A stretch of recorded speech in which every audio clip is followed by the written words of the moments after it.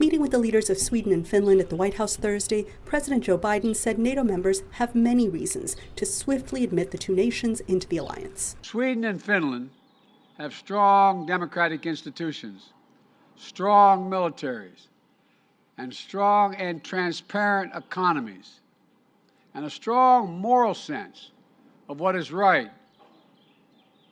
They meet every NATO requirement, and then some. Swedish Prime Minister Magdalena Andersson said her nation brings much to the 30-member defensive alliance, which was started after World War II to counter Soviet aggression. Our shared values and beliefs in democracy and freedom, values and beliefs that are now being put to the test.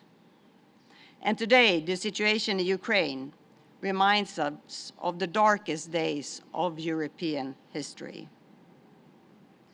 And I must say that during dark times, it is great to be among close friends. But some analysts say this move could further provoke Russia. I do worry that the expansion of NATO to add Finland and Sweden, it is provocative. And I worry that it's whatever one's view about the value of having them in the alliance, I'm not sure that working that issue right now is wise, and actually I think shows some lack of strategic patience.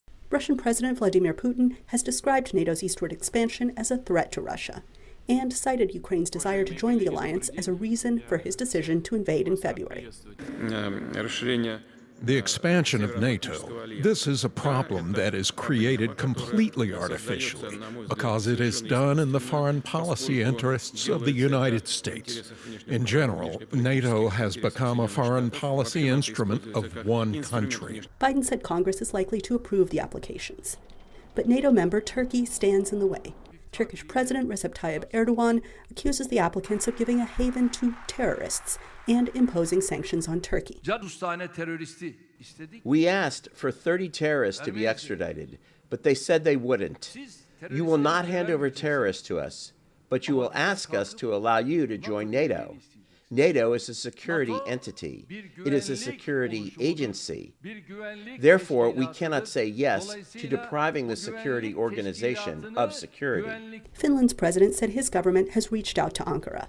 As NATO allies, we will commit to Turkey's security just as Turkey will commit to our security. We take terrorism seriously.